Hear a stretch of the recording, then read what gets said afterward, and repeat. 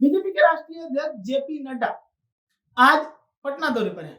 बिहार जब वो पहुंचे तो सबसे पहले उन्होंने 7 शहीदों की मूर्ति पर माल्यार्पण किया, पुष्पार्चन किया और उसके बाद बीजेपी के प्रदेश कार्यालय में अन्य कार्यक्रमों में शामिल होने के लिए पहुंच गए।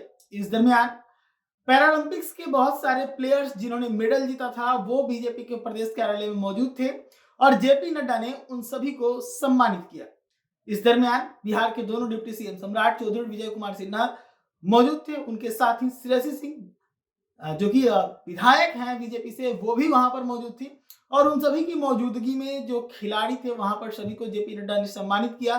सम्मानित करने के साथ ही उन्होंने उन सभी का हौसला बुलंद करते हुए कहा कि जो लोग मेडल लेके आए हैं उनके लिए हम काफी खुश हैं, लेकिन जो लोग इस बार नहीं लेकर आए हैं वो भी अगले बार मेडल लेके आएंगे। पूरे मामले पर क्या कुछ कह रहे जेपी नड्डा, सुनिए। जहां हमको 1 या 2 गोल्ड मेडल या मेडल मिलकर के हम संतोष कर जाते थे, आज इंडिया की टैली चाहे ओलंपिक्स हो चाहे पैरालंपिक्स हो, भारत बहुत तीव्र गति से आगे बढ़ रहा है और इस काम को करने के लिए बहुत लंबी रणनीति प्रधानमंत्री।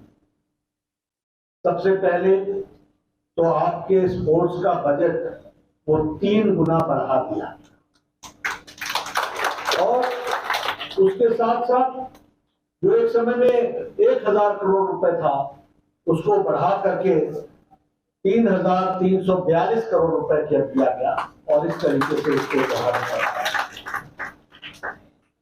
उसी तरीके से target Olympic podium scheme tops के तहत बच्चों का सिलेक्शन करना, उनको स्पेशल ट्रेनिंग देना, उनको ट्रेनिंग दे करके उनकी कमियों को दूर करने के लिए व्यवस्था करना, उनके लिए स्पेशल कोचेस लगाना, उनको इंस्ट्रूमेंट्स देना और हर तरीके से उनकी मदद के लिए और लगभग 17,000 हमारे टैलेंटेड स्पोर्ट्स पर्संस को और 34 डिसिप्लिन्स में उनके लिए ट्रेनिंग करने का काम प्रधानमंत्री मोदी जी के नेतृत्व में चल रहा है। इसको हमको समझना है। इसी तरीके से अगर हम खेलो इंडिया की बातचीत करें तो 1000 खेलो इंडिया सेंटर्स बने और जिसमें से 715 ऑपरेशनलाइज हो गए। यानी कभी हमने सोचा नहीं था कि कभी खेलने के लिए भी व्यवस्थाएं भारत सरकार करेगी, लेकिन जब से मोदी जी प्रधानमंत्री बने हैं तब से चाहे वो टॉप्स हो चाहे वो खेलो इंडिया की स्कीम हो, 1000 खेलो इंडिया सेंटर्स बनाए जा रहे हैं और जैसा मैंने बताया कि 715 सेंटर्स उसमें उनको पूरा करने का काम किया गया और ऑपरेशनलाइज किया गया। खेलो इंडिया में विंटर गेम्स के लिए अलग से प्रायोरिटी दी जा रही है। हमारे पैरालंपिक्स के लिए अलग से ट्रेनिंग का पार्ट बना है। पैरालंपिक्स के डिसिप्लिन्स के लिए कोचिंग के लिए व्यवस्था की गई है और उनको स्पेशल कोचेस दिए गए। पैरालंपिक्स के ट्रेनिंग के लिए नहीं सिर्फ कोच दिए गए हैं, लेकिन उनका मानसिक रूप में हौसला बढ़ाने के लिए उसके लिए भी काउंसलिंग की व्यवस्था की गई है। इस तरीके से